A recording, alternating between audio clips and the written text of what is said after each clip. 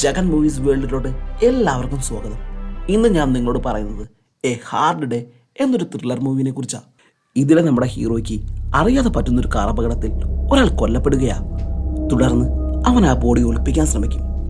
എന്നാൽ ഇതെല്ലാം മറഞ്ഞിരുന്ന് കാണുന്ന ഒരാൾ ഇവനെ ഭീഷണിപ്പെടുത്തുന്നിടത്താണ് ഈ സിനിമ ആരംഭിക്കുന്നത്. അപ്പോൾ ഞാൻ ഈ കൂടുതലൊന്നും പറയുന്നില്ല, നേരെ സിനിമയിലേക്ക് പോവാം. അതിനു മുന്നേ ചാനൽ ഇതുവരെ സബ്സ്ക്രൈബ് ചെയ്ത് കാണുന്നവരുണ്ടെങ്കിൽ ഒന്ന് ചെയ്തേക്കണേ. എന്നാൽ പിന്നെ മൂവിലോട്ട് പോവാം. സിനിമയുടെ തുടക്കത്തിൽ ഒരു കാർ വേഗത്തിൽ പോകുന്നത് കാണിക്കുക. അതിൽ നമ്മുടെ നായകൻ ഗൺസു ആയിരിക്കും. അപ്പോൾ അവനൊരു കോൾ വരുന്നുണ്ട്. അപ്പോൾ ഗൺസു, ഞാൻ ദേ വന്നുകൊണ്ടിരിക്കുകയാണ്, ഇപ്പോൾ എത്തും. നീ ആ കീ എവിടെയാണെന്ന് പറഞ്ഞാൽ ഞാൻ ഇപ്പം തന്നെ വേണമെങ്കിൽ മാറ്റി വയ്ക്കാം. നിന്നോട് ഞാൻ എത്ര തവണ പറഞ്ഞു കീ എൻ്റെ കയ്യിലാന്ന്. എന്നാൽ വേഗം വാ, അറിയാലോ സ്കൂൾ 1 മണിക്കൂറിനുള്ളിൽ എത്തുമെന്നാണ് പറഞ്ഞത്. നീ പേടിക്കണ്ടാ, ഞാൻ അതിന് മുന്നേ എത്തും. എന്നാ ഓക്കേടാ. നമ്മുടെ ഗൺസു ഒരു പോലീസ് ഡിറ്റക്റ്റീവ് ആട്ടോ. ഇന്ന് അവരുടെ ഓഫീസിൽ ഒരു റെയ്ഡ് ഉണ്ടാവുമെന്ന് രഹസ്യ വിവരം അവർക്ക് ലഭിക്കുക. അതുകൊണ്ട് അവൻ്റെ കബോളിൽ കാശോ മറ്റോ ഇരിക്കുന്നുണ്ടെങ്കിൽ അത് മാറ്റാൻ പറഞ്ഞ് കൂട്ടുകാരനെ വിളിച്ച്. അതുപോലെ നമ്മുടെ ഗൺസുവിൻ്റെ അമ്മയെന്ന് മരിച്ചേക്കാട്ടോ. ഒരു എമർജൻസി ഉണ്ടെന്ന് പറഞ്ഞ് തൽക്കാലം അവൻ അവിടെ നിന്നൊന്നും ഇറങ്ങിയേക്കാം. അങ്ങനെ അവൻ പോയിക്കൊണ്ടിരിക്കുമ്പോൾ വീണ്ടും ഒരു കോള് വരാം. അതവൻ്റെ പെങ്ങളായിരിക്കും. നീ എവിടെയാ, എല്ലാവരും നിന്നെ അന്വേഷിക്കുന്നുണ്ടെന്നും പറഞ്ഞ്. ഓ, ഞാനിപ്പം തന്നെ എത്തും. അതുവരെ നിൻ്റെ ഹസ്ബൻഡിനോട് കാര്യങ്ങൾക്കൊന്ന് നോക്കാൻ പറ. വേഗം വാ, നിന്റെ മോളും നിന്നെ അന്വേഷിക്കണമെന്ന് പറഞ്ഞ് അവൾ ഫോൺ കട്ട് ചെയ്യാം. അപ്പോൾ ഗൺസു, ഇന്ന് ശരിക്കും ഒരു നശിച്ച ദിവസമാണെന്ന് പറഞ്ഞ് കുറച്ചുകൂടി വേഗത്തിൽ പോവാ. അങ്ങനെ പോയിക്കൊണ്ടിരിക്കുമ്പോൾ ഒരു പട്ടി വട്ടം ചാടാ. അതിനിടിക്കാണ്ടിരിക്കാൻ ഗൺസു വണ്ടി വെട്ടിക്കുക. അപ്പോൾ വേറൊരാളെ വണ്ടി ഇടിച്ച് തെറിപ്പിക്കുക. എന്താ സംഭവിച്ചെന്ന് ഒരു നിമിഷം ഗൺസുവിന് മനസ്സിലായില്ല. ശേഷം അവൻ വണ്ടിയിൽ നിന്ന് ഇറങ്ങി അയാളുടെ അടുത്തേക്ക് ചെന്ന് നോക്കുമ്പോൾ അയാൾ കനക്കൂല. ഒരു നിമിഷം അവൻ പകച്ചു പോകും. പെട്ടെന്ന് അവൻ്റെ ഫോൺ ബെല്ലടിക്കുക. അതവൻ്റെ മോളായിരിക്കും. പപ്പ എവിടെയാണെന്ന് ചോദിച്ച്. ഞാൻ വേഗം വരാമെന്ന് പറഞ്ഞ് സംസാരിച്ചുകൊണ്ടിരിക്കുമ്പോൾ അവിടേക്ക് ഒരു പോലീസ് വണ്ടി വരുന്നത് അവൻ കാണാം. ഉടനെ അവൻ ആ ബോഡി റോട്ടിൽ നിന്ന് മാറ്റിയിട്ട് അവർ ഒളിച്ചു നിൽക്കുക. പിന്നീട് അവൻ്റെ ധൈര്യം വീണ്ടെടുത്ത് ആ ബോഡി അവിടെ നിന്ന് മാറ്റാൻ തീരുമാനിക്കുക. അങ്ങനെ ആ കാറിൻ്റെ ഡിക്കിയിൽ ആ ബോഡി കയറ്റി അവൻ അവിടെ നിന്ന് പോകും. അവിടെ നിന്ന് പോകുമ്പോഴും ആ ബോഡി എന്താ ചെയ്യേണ്ടതെന്ന് അവനൊരു ഐഡിയ ഇല്ലായിരുന്നു. എന്താ ചെയ്യേണ്ടതെന്ന് ആലോചിച്ചുകൊണ്ടിരിക്കുമ്പോൾ പെട്ടെന്ന് റോഡിൽ പോലീസ് ചെക്കിങ് അവൻ കാണാം. വേഗം വണ്ടി തിരിക്കാൻ ശ്രമിക്കുമെങ്കിലും അപ്പോഴേക്കും പോലീസ് അവനെ കാണും. അപ്പം അവരോട് അങ്ങോട്ട് വരാൻ പറയാം. അവിടെ എത്തിക്കഴിയുമ്പോൾ ഗൺസു, ഗുഡ് ഈവനിങ്, ഞാൻ നോർത്ത് സൈഡിലെ പോലീസ് ഡിറ്റക്റ്റീവാ. അപ്പം അയാൾ തിരിച്ചും ഒരു ഗുഡ് ഈവനിങ് പറഞ്ഞിട്ട് ഊതാൻ പറയാ. അല്ല, നമ്മൾ തമ്മിൽ ഇതൊക്കെ വേണോ? ഇന്നെൻ്റെ അമ്മ മരിച്ച ദിവസം, അതുകൊണ്ട് ഞാൻ അല്പം കഴിച്ചിട്ടുണ്ട്. എന്നാ ഞാൻ സാറിനോടൊന്ന് പറയട്ടെ എന്ന് പറഞ്ഞ് അയാൾ അപ്പുറത്തേക്ക് പോവാ. അപ്പോൾ വണ്ടിയുടെ ഗ്ലാസ് പൊട്ടിയിരിക്കുന്നത് അയാൾ ശ്രദ്ധിക്കുന്നുണ്ട്. ഇത് കണ്ട് ഇവിടെ നിന്ന് ആ പ്രശ്നമാണെന്ന് തോന്നിയ ഗൺസു വേഗം വണ്ടി എടുത്ത് അവിടുന്ന് പോവാൻ നോക്കാം. എന്നാൽ ഇത് മനസ്സിലാക്കിയ പോലീസുകാരൻ ഗൺസുവിനോട് വണ്ടിയിൽ നിന്ന് പുറത്തേക്ക് ഇറങ്ങാൻ പറയാം. വേറെ നിവൃത്തിയില്ലാതെ അവൻ കാറിൽ നിന്ന് ഇറങ്ങാം. ശേഷം അവിടെയുള്ള ഇൻസ്പെക്ടറോട് അവൻ സംസാരിക്കുക. സാർ, ഞാൻ പോലീസ് ഡിറ്റക്റ്റീവ് ഗൺസു, നോർത്ത് സൈഡിലാണ് വർക്ക് ചെയ്യുന്നത്. ഇന്ന് എൻ്റെ അമ്മ മരിച്ച ദിവസമോ, അതുകൊണ്ട് ഞാൻ അല്പം കഴിച്ചുണ്ട്. ഓക്കെ, നിങ്ങളുടെ ഐഡിയ ഒന്ന് കാണിക്കുമോ? അത് ഞാൻ ധൃതിയിലൊന്നും പെടുത്തിട്ടില്ല. എന്നാൽ ആ നമ്പർ ഒന്ന് പറ.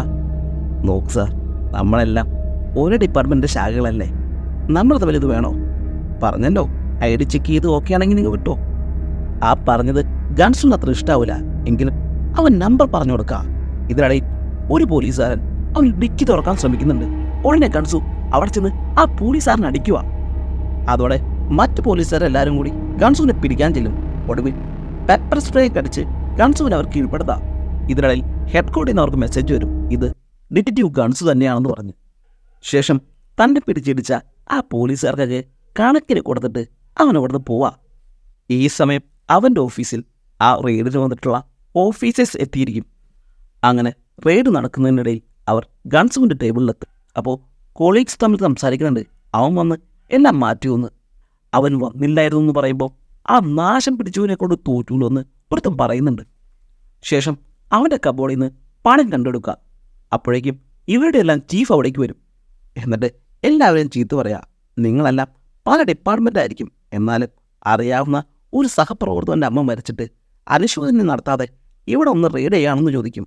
സാർ, ഞങ്ങളുടെ ഡ്യൂട്ടിയാണ് ചെയ്യുന്നത്. എന്തു തന്നെയായാലും ആദ്യം എവിടം വരെ ഒന്ന് പോവാം, ബാക്കിയല്ല അത് കഴിഞ്ഞെന്ന് പറയാം. ഈ സമയം നമ്മുടെ ഗൺസു വണ്ടി ഒരു സൈഡിൽ ഒതുക്കി എന്താ ചെയ്യേണ്ടതെന്ന് അറിയാതെ കിടക്കായിരിക്കും. അപ്പോൾ അവളൊരു മെസ്സേജ് വരും. ഓഫീസിൽ നിന്ന് ഒരു കൊളീഗായിരിക്കും. റെയ്ഡ് കഴിഞ്ഞു, നീ ആ ഫോൺ എടുത്തേന്ന് പറഞ്ഞു. അപ്പോൾ തന്നെ അവനൊരു കോള് വരാം. എന്നാ അതവൻ്റെ അനിയത്തിയായിരിക്കും. നീ എവിടെയാ? ഇവിടെ കുറച്ച് ചടങ്ങുകളുണ്ട്, അതൊക്കെ നീയാ ചെയ്യണ്ടേ? ദേ ഞാനിപ്പോൾ വരാമെന്ന് പറഞ്ഞ് അവൻ ഫോൺ വയ്ക്കുക. പിന്നെ കാണിക്കുന്നത് അവൻ അമ്മയുടെ ഫ്യൂണറൽ നടക്കുന്ന ഹാളിൽ വന്നിരിക്കുന്നതാ. അപ്പോൾ അവൻ്റെ മോള് റിമോട്ട് കൊണ്ട് വർക്ക് ചെയ്യിപ്പിക്കുന്ന ഒരു സോൾജർ ടോയുമായി കളിച്ചുകൊണ്ട് അവിടേക്ക് വരുക. അപ്പോൾ ഗൺസു മോളു പപ്പ ആകെ വല്ലാണ്ടിരിക്കുക, ഇപ്പം മോള് പോയി കിടക്ക്, നമുക്ക് നാളെ കാണാമെന്ന് പറയാം. ഈ സമയം അവിടേക്ക് അവൻ്റെ കൊളീഗ്സ് വരുക. അവർ ഹാളിലിരുന്ന് അല്പം പ്രാർത്ഥിച്ച ശേഷം കുറച്ച് മാറി ഇരുന്ന് സംസാരിക്കുക. അപ്പോൾ ഗൺസു എന്നോട് ക്ഷമിക്കണം, ഞാൻ കാരണം എല്ലാവർക്കും വീണ്ടും പ്രശ്നമായല്ലേ. ഇതിനെതിരെ നമുക്കതെങ്കിലും ചെയ്യാൻ പറ്റുമോ? ചെയ്യാനൊന്നേ ഉള്ളൂ, ഇതിൻ്റെ ഉത്തരവാദിത്തം നീ ഞാൻ ഏറ്റെടുക്കുക. അവിടെ ഉണ്ടായിരുന്ന ചോയ്സ് എന്ന ഡിറ്റക്റ്റീവ് പറയും. ഇത് കേൾക്കുമ്പോൾ ഗൺസുവിന് ദേഷ്യം വരും. എന്താ പറഞ്ഞേ? ഈ അവസ്ഥയിൽ ഞാൻ അതും കൂടി ഏറ്റെടുക്കണമെന്നോ? പിടിച്ചു തൻ്റെ കബോർഡിൽ നിന്നാണെങ്കിലും എല്ലാവർക്കും വീതം വെക്കാനുള്ള കാശായിരുന്നു പറഞ്ഞ് ചോയ്സും ഗൺസും അവിടെ തർക്കത്തിൽ ഏർപ്പെടാം. അപ്പോൾ എല്ലാവരും ചേർന്ന് അവരെ പിടിച്ചു മാറ്റാം. ചീഫ് അപ്പോൾ ആദ്യം ഈ ചടങ്ങുകളൊക്കെ തീരട്ടെ, എന്നിട്ട് നമുക്ക് തീരുമാനിക്കാമെന്ന് പറയും. പിന്നെ കാണിക്കുന്നത് ഗൺസുവിൻ്റെ അമ്മയുടെ സംസ്കാരമോ. അവിടെ ചടങ്ങുകളെല്ലാം കഴിഞ്ഞ് പാസ്റ്ററും ഗൺസും അമ്മയുടെ ശവപ്പടിയിൽ മരം കൊണ്ടുള്ള ആണികളടിക്കുക. പിന്നെ നാളെ രാവിലെ അത് സെമിട്രി കൊണ്ടേ അടക്കും, അതുവരെ പള്ളിയിൽ സൂക്ഷിക്കും. ഈ സമയവും ഗൺസുവിൻ്റെ ചിന്ത തൻ്റെ വണ്ടിയിലിരിക്കുന്ന ബോഡി എന്ത് ചെയ്യുമെന്നാണ്. പെട്ടെന്നാണ് ആ റൂമിലേക്കുള്ള AC വിൻഡോ ഗൺസോ കാണുന്നത്. ഉടനെ അവൻ പുറത്തുപോയി അതിൻ്റെ അറ്റ എവിടെ വരെ പോയിട്ടുണ്ടെന്ന് നോക്കാം. പിന്നെ കാണിക്കുന്നത് പുറത്തേക്കുള്ള വിൻഡോൻ്റെ അടുത്ത് നമ്മൾ ഗൺസുവിൻ്റെ കാർ നിർത്തിയേക്കുന്നതാണ്. എന്നിട്ട് പുറത്തുള്ള AC വിൻഡോയുടെ ഡോർ അവൻ അഴിക്കുക. ശേഷം അവൻ്റെ മോൾ കളിച്ചുകൊണ്ടിരുന്ന ആ സോൾജർ ടോയ് അതിലേക്ക് എറിയും. അതിൽ ഒരു കയറ് കെട്ടിയിട്ടുണ്ടാവും.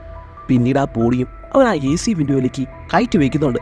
അവിടുന്ന് സീൻ കട്ടായാൽ പിന്നെ കാണിക്കുന്നത് ഗൺസു കുറച്ച് ഹൈഡ്രജൻ ബലൂണുമായി പള്ളിയിലേക്ക് വരുന്നതാണ്. ശേഷം പാസ്റ്ററോട് തനിക്ക് തൻ്റെ അമ്മയോടൊപ്പം കുറച്ച് നേരം തനിയെ ഇരിക്കണമെന്ന് പറയാം.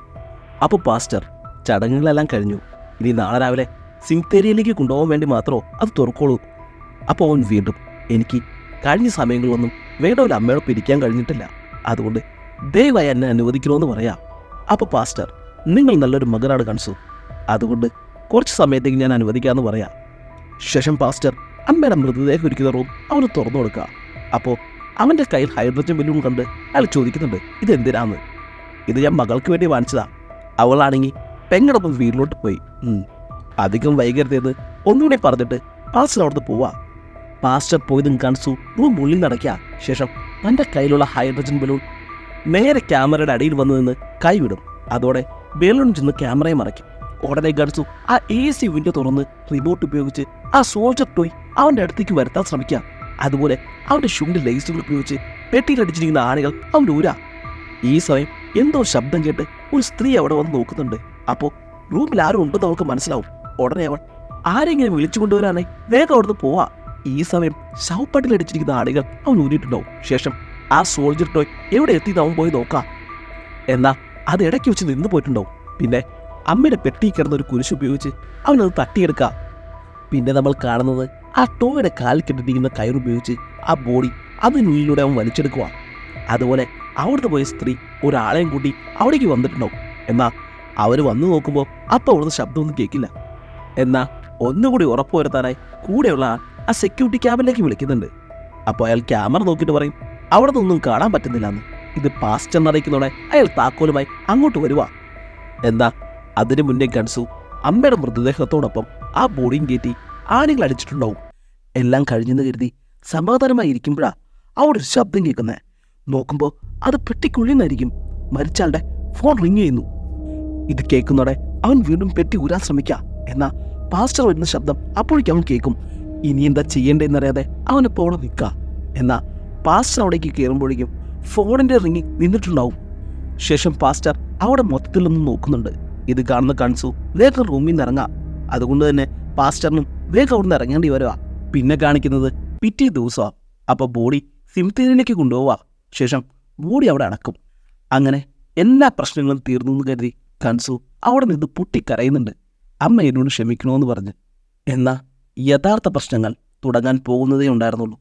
അവിടെ നിന്ന് സീൻ കട്ടായാൽ പിന്നെ കാണിക്കുന്നത് ഗൺസു അവൻ്റെ കാർ കഴുകുന്നതാണ്. ശേഷം അവൻ ആ കാർ എടുത്തുകൊണ്ട് പോയി ഒരു റോഡ് സൈഡിൽ നിർത്തിയിടും. അപ്പോൾ അവിടേക്ക് ഒരു പോലീസ് കാർ വരുക. അത് അവൻ്റെ ഫ്രണ്ടിലായി റോഡ് സൈഡിൽ പാർക്ക് ചെയ്യുക. ഉടനെ ഗൺസു അവൻ്റെ വണ്ടിയെടുത്ത് അതിൻ്റെ ബാക്കിൽ പോയി ഇടിക്കുക. ഉടനെ പോലീസുകാർ വന്ന് അവൻ്റെ അടുത്ത് ചോദിക്കും താൻ എവിടെ നോക്കിയാടാ വണ്ടി ഓടിക്കുന്നത്, താനെന്താ വെള്ളം അടിച്ചിട്ടുണ്ടോന്ന്. അപ്പോൾ അവൻ്റെ ഡിറ്റക്റ്റീവ് ID കാണിച്ചു കൊടുക്കുക. എന്നിട്ട് ഗൺസു റോങ് സൈഡിൽ വണ്ടി പാർക്ക് ചെയ്തിട്ട് നിന്ന് ന്യായം പറയുന്നു ചോദിക്കും. അതോടെ അവനൊന്നും വേണ്ടില്ല. പിന്നെ ഇൻഷുറൻസ് ക്ലെയിം ചെയ്ത് വണ്ടി ശരിയാക്കുക.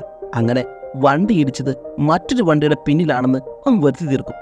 പിന്നെ അവൻ ഓഫീസിലോട്ട് പോവാ, എല്ലാ പ്രശ്നങ്ങളും തീർന്നു എന്ന് വിചാരിച്ച്. അപ്പോൾ ഒരു കോളിയൊക്കെ വന്നിട്ട് പറയും, ചിലപ്പോൾ ആ റെയ്ഡിൻ്റെ ഭാഗമായി ചെറിയ രീതിയിലുള്ളൊരു പണിഷ്മെൻറ്റ് നിനക്കുണ്ടാവുമെന്ന്. അത് കുഴപ്പമില്ലടാ, അത് നമുക്ക് അപ്പോൾ നോക്കാമെന്ന് ഗൺസു പറയാ. പെട്ടെന്ന് ചീഫ് അവിടേക്ക് കയറി വരാ. വന്നേ, നമുക്കൊരു പണി കിട്ടിയിട്ടുണ്ടെന്ന് പറഞ്ഞ് ശേഷം എല്ലാവർക്കും ഒരു ഫോട്ടോ കൊടുക്കുക. ഇവൻ്റെ പേര് ലിയോങ്, ആളൊരു നൊട്ടോറിയൽസ് ക്രിമിനലാ. ഇവരെ നമുക്കൊന്ന് പിടിച്ചു കൊടുക്കണം. ഗൺസു ആ ഫോട്ടോ നോക്കുമ്പോൾ ഒരു നിമിഷം ഞെട്ടിപ്പോവും. കാരണം അന്ന് ആക്സിഡൻറ്റിൽ കൊല്ലപ്പെട്ടവൻ്റെ ഫോട്ടോ ആയിരിക്കും അത്. പിന്നെ ചീഫ് അവനുള്ള സ്ഥലം ചെറുതായി ഒന്ന് ലൊക്കേറ്റ് ചെയ്തിട്ടുണ്ട്, നമുക്ക് അവിടെ ഒന്ന് പോയി നോക്കാമെന്ന് പറയാം. അപ്പോൾ പോകുന്ന വഴി ചീഫ് പിന്നെയും പറയുന്നുണ്ട്, ഇവനാണ് ഇവിടുത്തെ സെക്സ് റാക്കറ്റിൻ്റെയും ഡ്രഗ്സ് വിതരണത്തിൻ്റെയും പ്രധാന ഏജൻറ്റ്. ഇപ്പോൾ ഇവൻ്റെ ശത്രുക്കളാൽ കൊല്ലപ്പെട്ടു എന്നൊരു സൂചനയുണ്ട്. അഥവാ ഇവൻ ജീവനോടെ ഉണ്ടെങ്കിൽ നമുക്ക് ഇവനെ പിടിക്കാനും സാധിച്ചാൽ നമ്മുടെ കേസൊക്കെ നമുക്ക് ഒതുക്കി തീർക്കാൻ സാധിക്കും. എങ്കിൽ ഇവനെ എപ്പോൾ പിടിച്ചെന്ന് ചോദിച്ചാൽ മതി സാർ എന്ന് ചോയ്സ് പറയാം. ശേഷം ലിയോങ് താമസിക്കുന്നു എന്ന് സംശയിക്കുന്ന സ്ഥലത്തേക്ക് അവരെത്തുക. പതിയെ അവൻ വീടിനകത്തേക്ക് കയറും. എന്നാൽ അവിടെ ആരും ഉണ്ടാകില്ല. അതുകൊണ്ട് തന്നെ പതിയെ അവരവിടേക്ക് പരിശോധിക്കാൻ തുടങ്ങും. അപ്പം ചോയ്സിന് അവിടുന്ന് ലിയോങ്ങിൻ്റെ ID കാർഡ് കിട്ടും. അതോടെ അവൻ അവിടെയാ താമസിക്കുന്നതെന്ന് അവർ ഉറപ്പിക്കുക. ചിലപ്പോൾ അവൻ ഇവിടെ എവിടെയെങ്കിലും മാറി നിൽക്കുന്നുണ്ടാവും. ഇതേക്കുമ്പോൾ ഗൺസുവിൻ്റെ മുഖത്ത് ഒരു പുച്ഛഭാവമുണ്ട്. അപ്പോൾ ചീഫ്, എന്തായാലും ഇവിടം വരെ വന്നതല്ലേ, നമുക്കിതിൻ്റെ വീട് ചുറ്റുപാടും കൂടി ഒന്ന് നോക്കാമെന്ന് പറയാം. അങ്ങനെ അവനവിടെ പരിശോധിക്കുമ്പോഴാണ് അന്ന് ഉരുക്കച്ചാടിയ ആ നായ ഗൺസുവിനെ നോക്കി നിൽക്കുന്നത് അവൻ കാണുന്നത്. പെട്ടെന്ന് ആ നായ അവിടെ നോടാൻ തുടങ്ങും. ഒപ്പം ഗൺസുവും. പിന്നെ ആ നായ പോയി നിന്നത് ആ അപകടം നിന്ന സ്ഥലത്താ. അതോടെ ഗൺസു ആകെ വല്ലാണ്ടാവാ. പിന്നെ അവിടെ തൻ്റെ വല്ല തെളിവുകളും ഉണ്ടോ എന്ന് അവൻ പരിശോധിക്കാൻ തുടങ്ങി. ഈ സമയം അവിടേക്കൊരു പോലീസ് വണ്ടി വരിക. ഗൺസുവിനെ കാണുമ്പോൾ ആ വണ്ടി നിർത്തി എന്താ ഇവിടെ നിൽക്കുന്നതെന്ന് ചോദിക്കും. ഉടനെ അവൻ അവൻ്റെ ID കാണിക്കും. ഉടനെ ആ പോലീസുകാരൻ ഗൺസുവിനെ സല്യൂട്ട് ചെയ്യുക. ശേഷം ഗൺസു അയാളോട്, നിങ്ങൾ ഇവിടേക്ക് തന്നെ വന്നതാണോ എന്ന് ചോദിക്കാം. അതെ സാർ, 2 ദിവസം മുമ്പ് ഇവിടെ ഒരു ആക്സിഡൻറ്റ് റിപ്പോർട്ട് ചെയ്തിട്ടുണ്ട്, അതൊന്ന് നോക്കാനാണ് വന്നേ. ശേഷം ആ പോലീസുകാരൻ അവിടെ പരിശോധിക്കാൻ തുടങ്ങാം. അപ്പോൾ ഗൺസ് നൈസായിട്ട് ചോദിക്കുന്നുണ്ട്, ആ ഇടിച്ച ആൾക്ക് എന്തെങ്കിലും പറ്റുമെന്ന്. റിപ്പോർട്ട് ചെയ്ത ആൾ പറഞ്ഞത് ആ ഇടിച്ച ആൾ അയാൾ വണ്ടി കയറ്റി കൊണ്ടുപോയെന്നാ. ഇത് കേട്ട് ഗൺസ് ഒന്ന് ഞെട്ടുന്നുണ്ട്. അപ്പോൾ അവൻ ഇതാരാ വിളിച്ച് പറഞ്ഞെന്ന് ചോദിക്കാം. ഇതൊരു അനോണിമസ് കോളായിരുന്നു, ആരാന്നൊന്നും പറഞ്ഞില്ല. വിളിച്ചേക്കുന്നത് ഒരു പബ്ലിക് ബൂത്തിൽ നിന്നാണ്.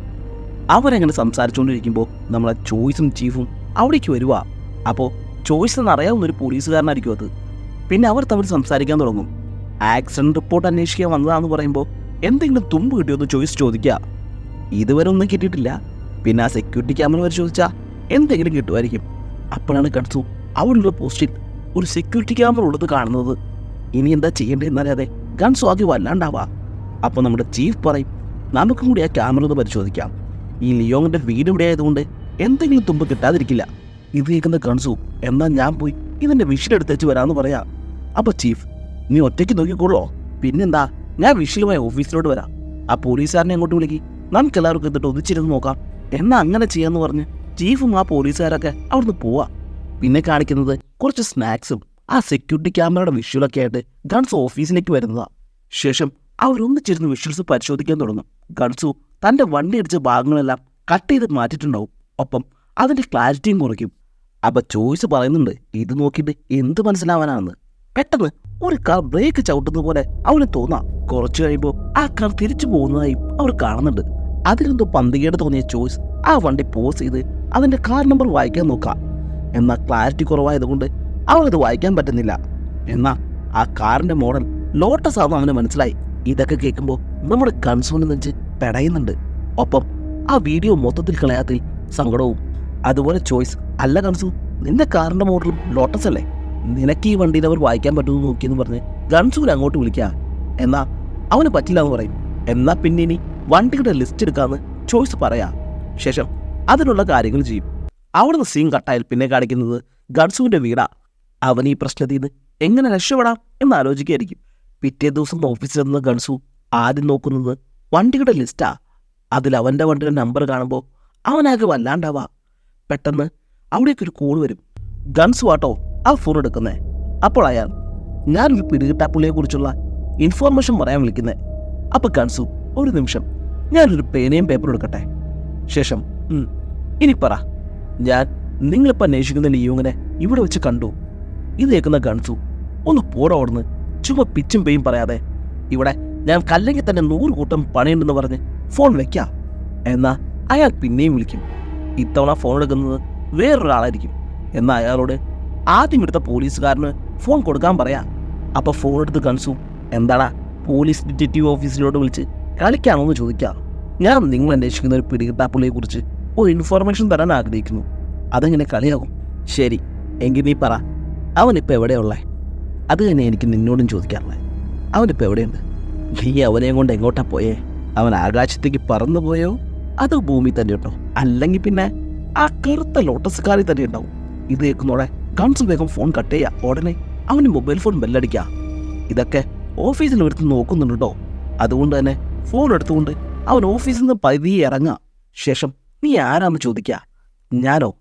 ഞാൻ നീ ലിയോങ്സിനെ കൊന്നുവെന്നറിയാവുന്ന ഒരാൾ. ഓ ഗൺസു, തുടക്കം മുതലേ നിന്റെ അവസ്ഥ ഭയങ്കര ശോകാട്ടോ. അപ്പം ഗൺസു ഒട്ടും പതറാതെ, അതെ, എനിക്ക് തോന്നുന്നത് നിങ്ങളെ ആരോ തെറ്റിദ്ധരിപ്പിച്ചേക്കുന്നതാന്നാ. നിന്റെ കാറിൻ്റെ റിപ്പയറിംഗ് ഒക്കെ അടിപൊളിയായിട്ടുണ്ടല്ലോ. ഇതെങ്ങനെ ഒപ്പിച്ചു? ഇതും കൂടി കേൾക്കുന്നതോടെ ഗൺസു, പറയടാ നീ ആരാ? അധികം കളിക്കരുതട്ടാ. ദേ, ഒരിക്കൽ കൂടി നിന്റെ സംസാരം മോശമായ ഞാനിത് റിപ്പോർട്ട് ചെയ്യും. ഇതിനിടയിൽ ഇവിടെ മാർച്ച് ചെയ്ത പോലീസുകാരുടെ ശബ്ദം ഗൺസ് മൊബൈലിലൂടെ കേൾക്കാം. അപ്പം ഈ വിളിക്കുന്നവൻ ഇവിടെ അടുത്ത് നിന്നാന്ന് അവന് മനസ്സിലാവാ. അവൻ ചുറ്റും തിരയാൻ തുടങ്ങും. അപ്പോൾ അവൻ, എന്നെ അന്വേഷിച്ച് നീ അധിക സമയം കളയണ്ട. എനിക്ക് നിന്നെ കൊണ്ട് കുറച്ച് ആവശ്യങ്ങളുണ്ട്. ഞാൻ നിന്നെ അല്പം ബുദ്ധിമുട്ടിക്കാൻ ആഗ്രഹിക്കുക.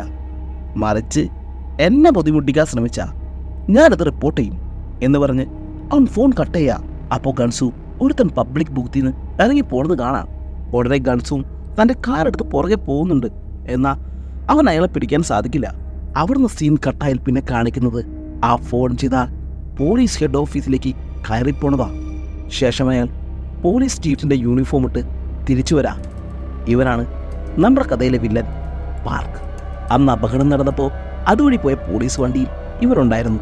അത് കഴിഞ്ഞ് പിന്നെ നമ്മൾ കാണുന്നത് കാറിൽ ബോധമില്ലാതെ കിടക്കുന്ന ഗൺസുവിനെയാണ്. അപ്പോൾ ആ വഴി പോയ ചോയ്സ് അവനെ കാറിൽ തട്ടി വിളിക്കുന്നുണ്ട്. അപ്പോൾ എണീക്കുന്ന ഗൺസിനോട് ചോയ്സ് ചോദിക്കുന്നുണ്ട്, നീ അത് കാറിൽ കിടന്നുറങ്ങുന്നേ?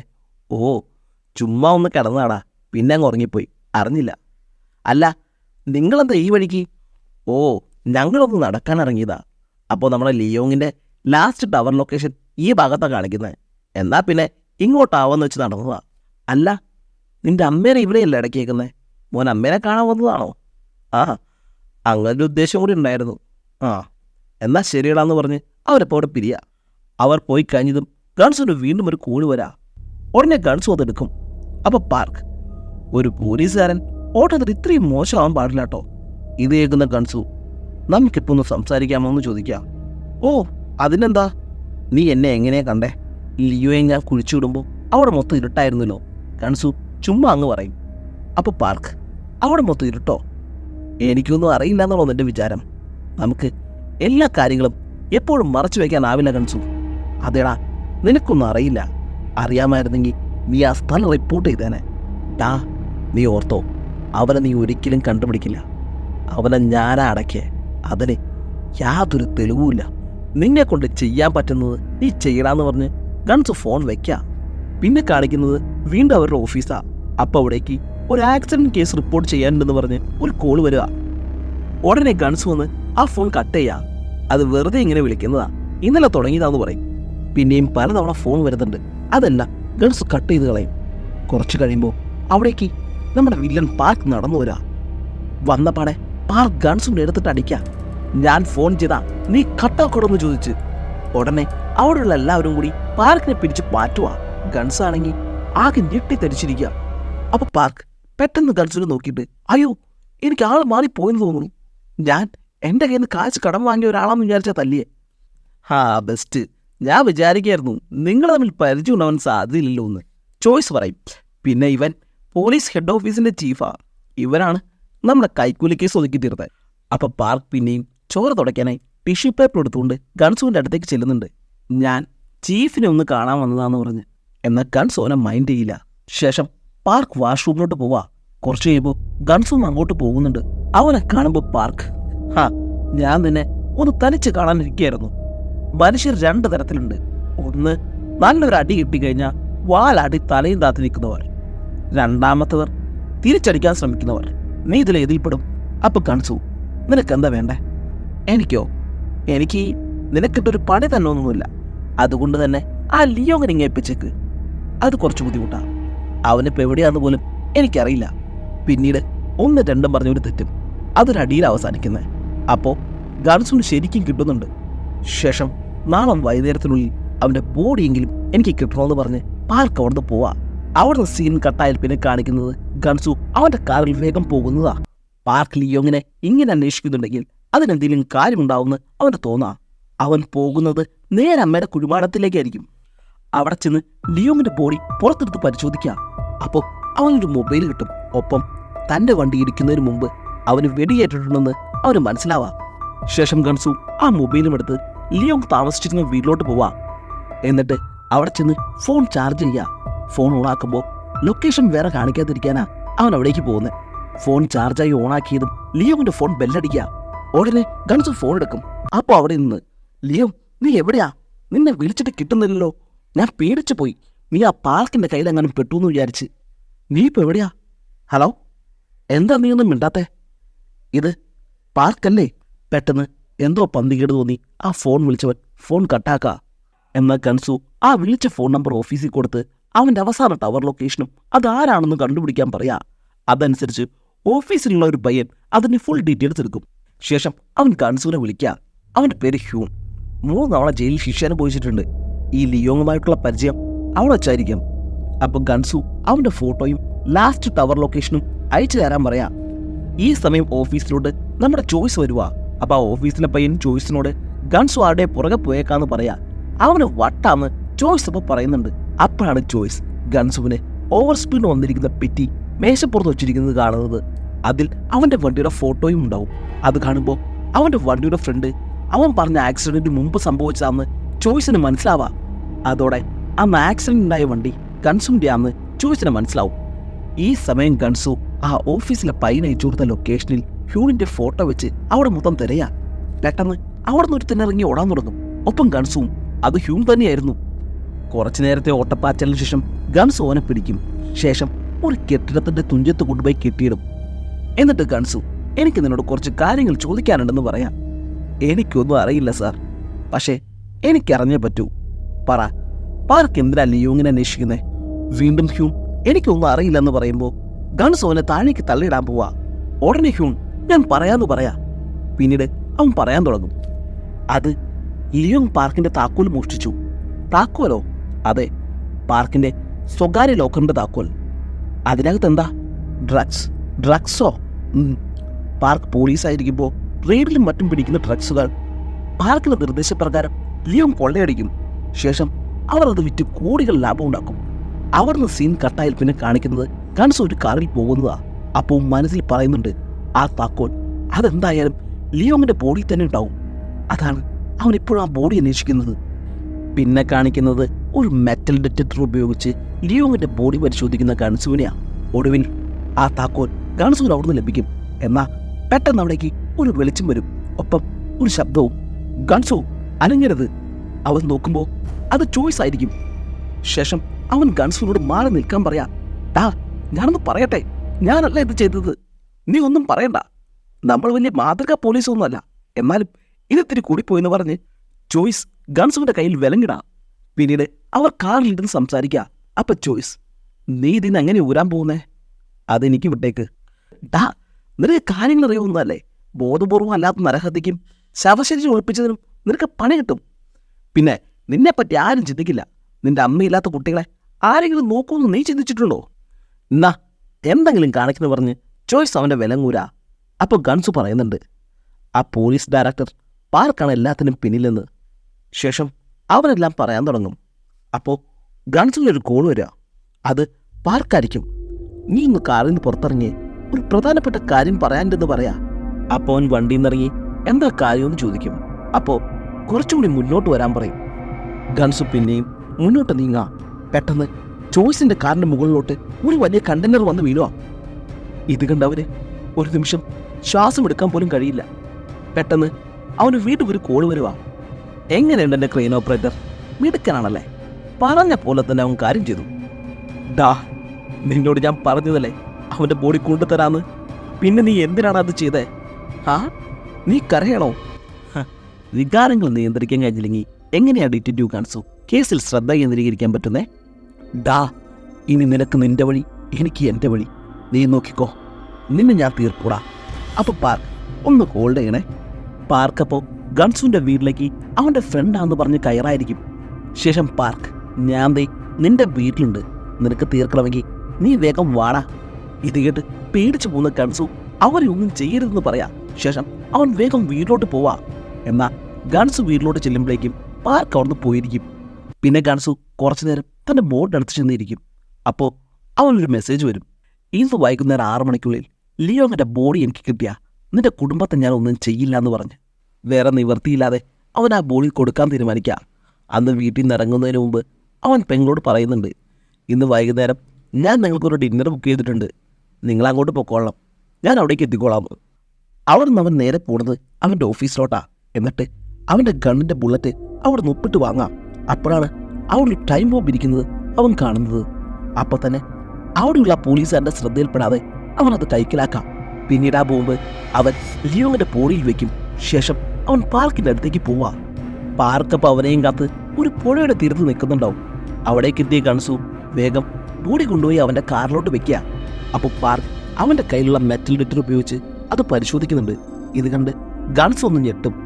എന്നാൽ ശബ്ദം കേൾക്കുമ്പോൾ അത് അവൻ അന്വേഷിക്കുന്ന ലിയോങ്ങിൻ്റെ കയ്യിലെ താക്കോലാന്ന് വിചാരിക്കുക. ശേഷം ഗൺസ് അവനോട് ചോദിക്കുന്നുണ്ട്, നീയാണോ അവനെ വെടിവെച്ചതെന്ന്? അതെ, ഞാൻ തന്നെയാ. പക്ഷേ അപ്പം തന്നെ നിന്റെ കാർ വന്നിടിച്ചു, അതുകൊണ്ട് അവൻ എങ്ങനെയാണ് മരിച്ചതെന്ന് എനിക്ക് പറയാൻ പറ്റില്ല. പിന്നെ ഗൺസ് ഓർന്ന് പോകുമ്പോൾ പാർക്ക് അവനെ അഭയപ്പെടുത്താൻ ശ്രമിക്കുന്നുണ്ട്.